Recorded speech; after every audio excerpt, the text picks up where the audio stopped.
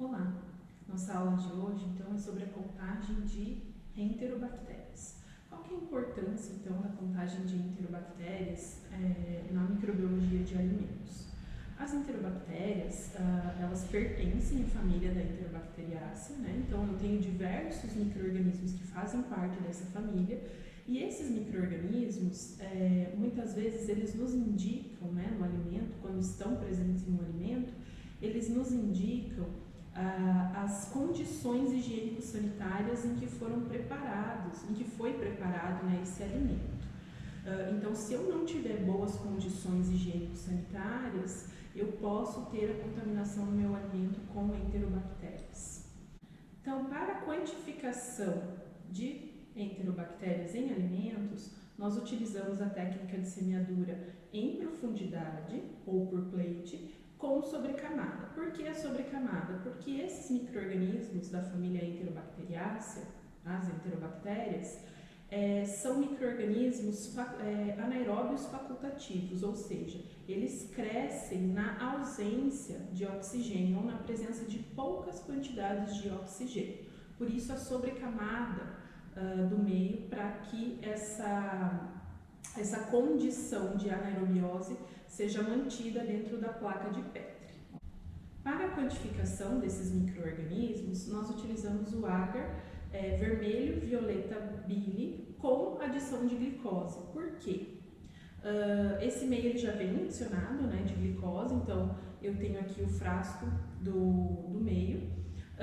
Ele vem adicionado de glicose porque os micro-organismos, né, as enterobactérias, elas utilizam a glicose como meio fermentativo, então elas têm o seu metabolismo fermentativo também e elas fazem a produção de gás carbônico, então elas utilizam a glicose presente no meio para esse fim, né, para fermentar o meio, para crescimento delas, né, e para produção de gás carbônico, certo?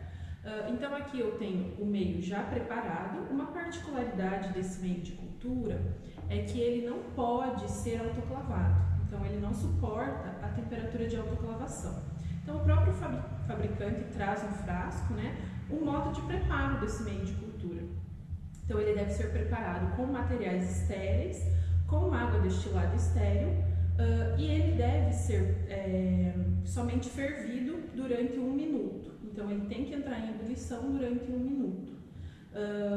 E após esse preparo, ele já pode ser utilizado, né, para fazer a análise. Então eu vou começar a análise fazendo o quê? Fazendo a diluição do meu alimento. Então o alimento que nós vamos trabalhar hoje é um bolo gelado e eu vou fazer então a preparação das diluições seriadas. Lembrando então, a diluição 10 a menos 1, eu utilizo 25 gramas do alimento para 225 ml de água peptonada 0,1%, e as diluições subsequentes, né, menos 2, menos 3 e menos 4, eu utilizo em tubos de ensaio 9 ml de água peptonada 0,1% e passo, né, da diluição 10 a menos 1 para menos 2, 1 ml. Da 10 a menos 2 para 10 a menos 3, 1 ml, e da menos 3 para menos 4, 1 ml do inóculo, certo? Então eu vou começar o preparo desse alimento. Então lembrando que a gente deve limpar a bancada antes de iniciar, né, a nossa análise e deixar todos os bicos de Bunsen ligados. Eu vou limpar o prato aqui onde eu vou cortar esse bolo. E também, como a embalagem do bolo ela está bem fechadinha, para evitar contaminação que tenha na própria embalagem, eu vou fazer a sanitização dessa embalagem com álcool 70.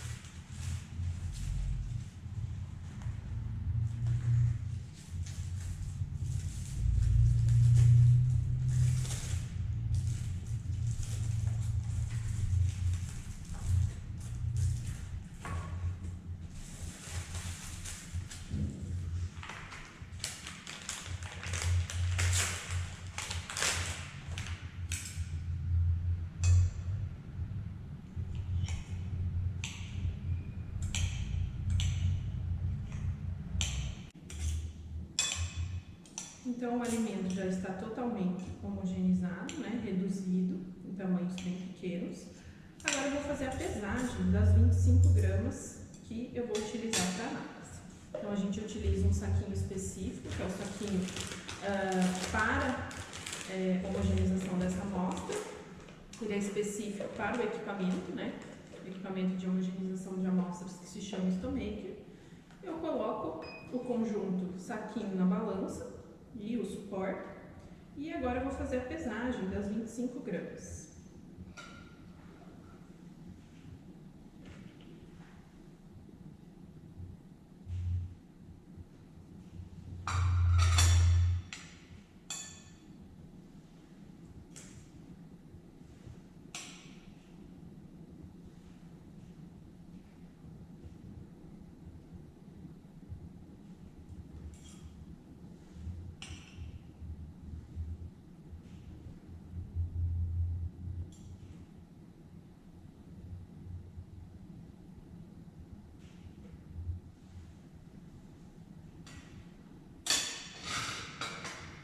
Então, pesadas as 25 gramas de alimento, eu vou adicionar aqui no saquinho mesmo a água peptonada 0,1%, os 225 ml. Então, aqui nesse frasco, eu já tenho a quantidade de 225 ml.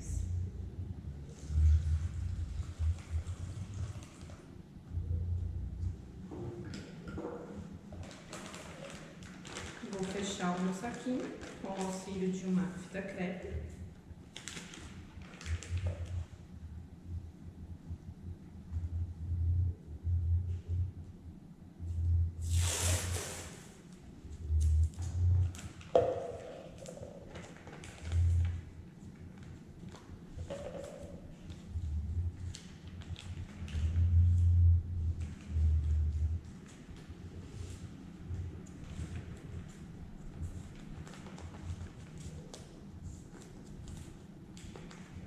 E esse conjunto de amostra mais 225 ml do diluente, eu levo então para o homogeneizador de amostras tipo Stomaker, durante 2 minutos e meio para fazer a homogeneização dessa amostra.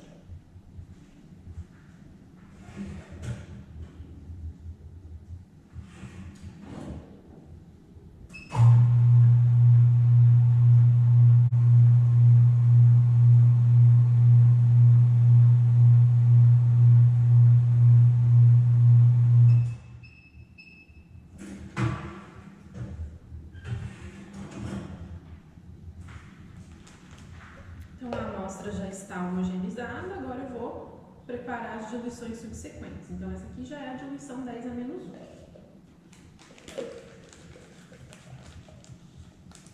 Eu posso já deixar aberta.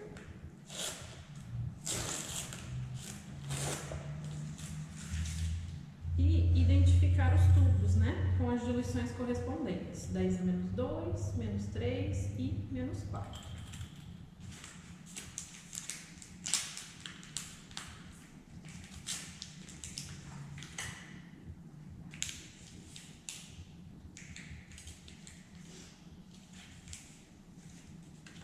Então, lembrando que a gente pipeta 1 ml da diluição anterior e passa para a subsequente. Então, pipetei 1 ml da diluição 10 a menos 1 e vou passar para a diluição 10 a menos 2.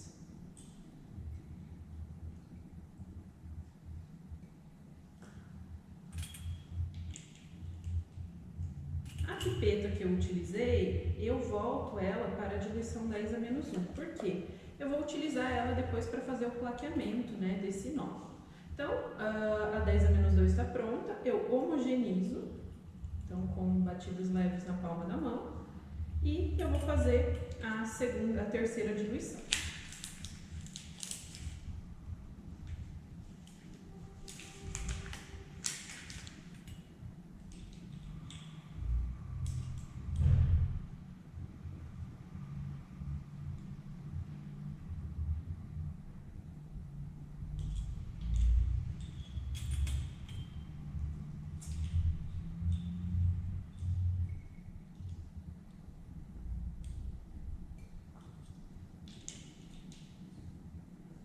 Então, a pipeta sempre volta para a diluição anterior.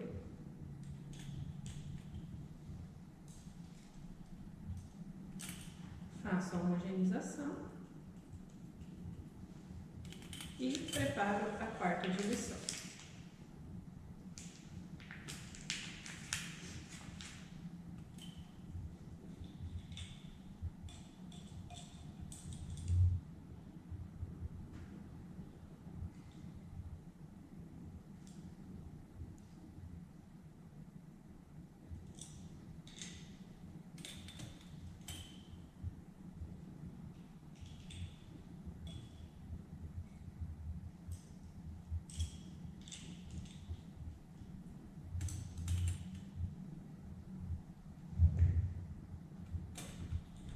Sempre que for colocar a pipeta dentro do tubo de ensaio, tomar cuidado para não bater no fundo, que isso pode ser um fator que quebra, né, o tubo de ensaio. Então, todas as diluições preparadas, aqui dentro do saquinho eu ainda tenho uma pipeta, então cada diluição com sua pipeta correspondente. Agora, o que eu vou fazer? Agora eu preciso identificar as minhas placas. Como eu já havia falado, a técnica que a gente utiliza, né, para semeadura de enterobactérias é a técnica por plate, né, ou semeadura em profundidade. Nessa técnica, eu tenho que estar com o inóculo na placa e depois verter o meio sobre o inóculo, homogeneizar, esperar solidificar essa primeira camada e fazer uma sobrecamada de meio, certo? Então, o que eu faço agora? Eu vou identificar as minhas placas com a diluição correspondente, com o número da amostra, com o nome da amostra, né, que eu estou utilizando e com a data que eu estou fazendo essa análise.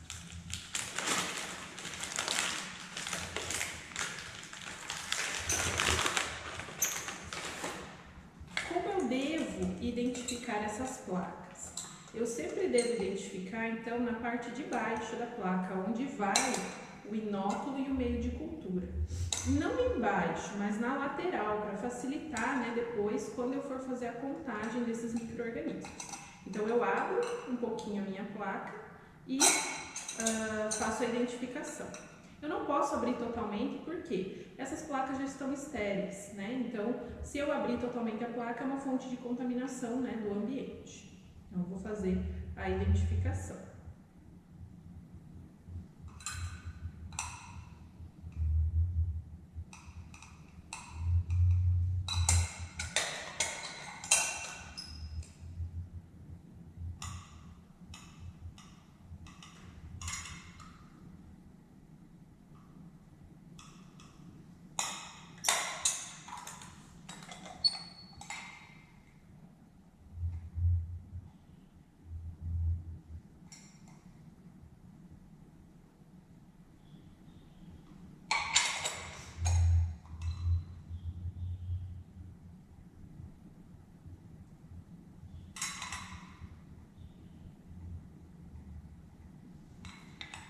Outra informação importante que a gente pode anotar na placa, quando a gente está fazendo mais de uma análise, é a sigla do meio de cultura, porque isso facilita para a gente saber, né, se tiverem várias análises que vão para a mesma temperatura, né, de incubação, facilita eu saber, né, na verdade eu não vou conseguir confundir, né, não vou confundir essa análise com outras, então colocar a sigla do meio de cultura.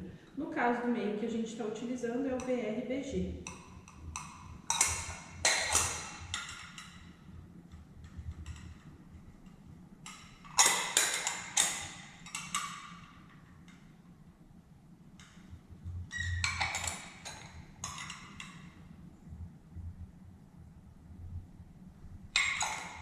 Então, placas identificadas, aqui eu tenho 10 a menos 1, 10 a menos 2, 10 a menos 3 e 10 a menos 4. Agora eu vou fazer o quê? Vou pipetar 1 ml correspondente de cada uma das diluições para dentro da placa, para depois eu poder verter o meio.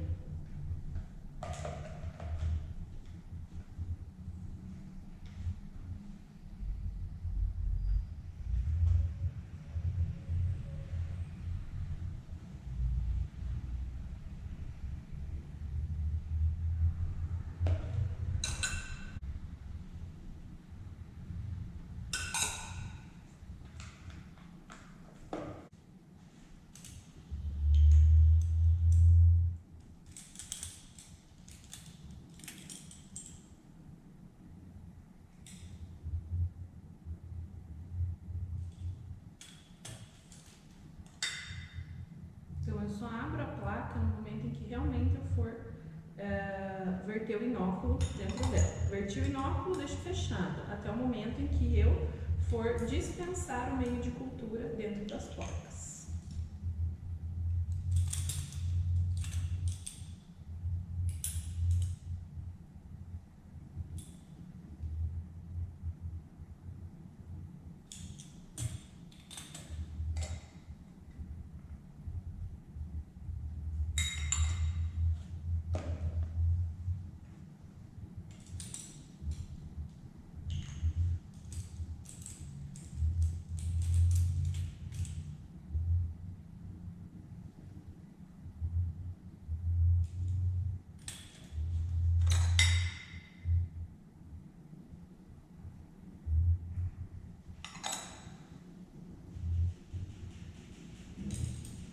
O micro-organismo já está nas placas, né?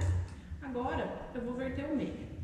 Importante eu verificar a temperatura desse meio, né? Por quê? Porque eu já tenho o inóculo dentro das placas. Se eu colocar o meio de cultura muito quente sobre o inóculo, o que pode acontecer? Eu posso eliminar o micro-organismo, inativar esse micro-organismo, né? E eu também não posso estar com esse meio de cultura muito frio, por quê? Porque ele já pode começar o processo de solidificação aqui dentro do frasco, né? Então, eu vou acabar dispensando partes desse meio sólido dentro das placas. Não é o ideal, é que ele esteja totalmente líquido, certo? Então, eu já verifiquei a temperatura, né? Uma temperatura suportável na palma da mão. Essa temperatura deve estar entre 45 e 50 graus, porque ainda não começou a solidificação do meio, e essa temperatura ela não vai ser prejudicial para o micro-organismo, certo? Então, eu vou dispensar a primeira camada e vou esperar a solidificação. Lembrando que, como é uma técnica em profundidade por plate, né? Eu já tenho o inóculo aqui, à medida que eu vou dispensando o meio, eu já tenho que fazer o processo de homogeneização.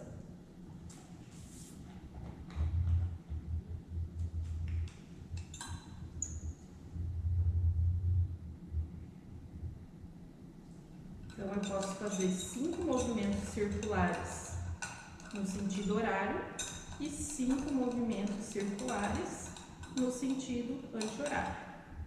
E eu deixo a placa entreaberta. Para quê? Para que o meio solidifique.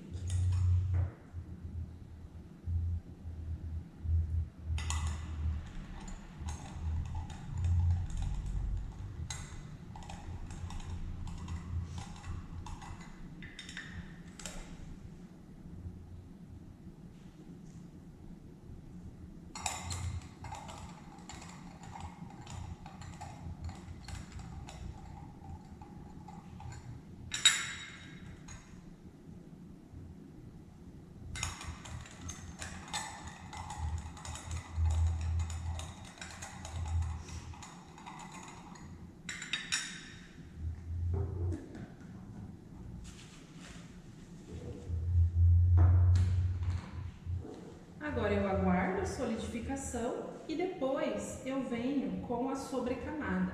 A sobrecamada ela é uma camada bem mais fina do que a primeira, é somente para cobrir a superfície, ou seja, para transformar esse ambiente, né, da placa de Petri em um ambiente com anaerobiose, né? Vai ser totalmente anaeróbico o ambiente? Não. Ele vai ter a presença de uma pequena quantidade de oxigênio, mas como o micro-organismo é um micro-organismo anaeróbio facultativo, ou seja, cresce na presença ou na ausência, não tem problema, certo? Então agora eu espero solidificar e venho com a segunda camada. O meio de cultura então já está solidificado nas placas, eu posso tampá-las, né? E agora eu venho fazendo a sobrecamada. Lembrando que ela é bem mais fina que a primeira, né? Somente para cobrir a parte superior. Deixo novamente as placas abertas para solidificar a segunda camada.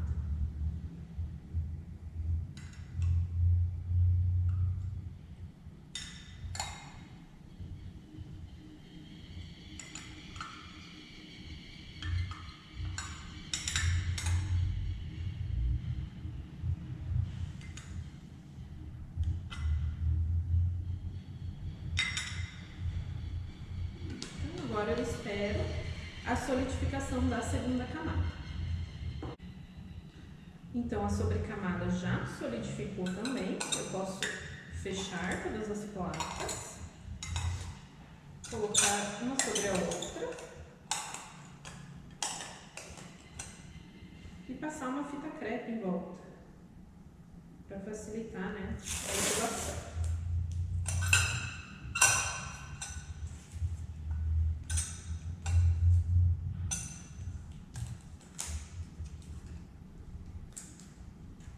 Então, essas placas, elas vão ser incubadas na temperatura de 35 graus por 18 a 24 horas. E eu tenho que inverter as placas, né? Para quê? Para que não, na superfície, né, que por conta da temperatura pode ter a formação de vapor de água, né? Para que esse vapor de água não caia sobre a superfície do meio e altere a composição do meio, dificultando então o crescimento dos micro-organismos, né? Por isso que eu incubo de forma invertida. Então, amanhã a gente vai ver esses resultados após 18 a 24 horas de incubação.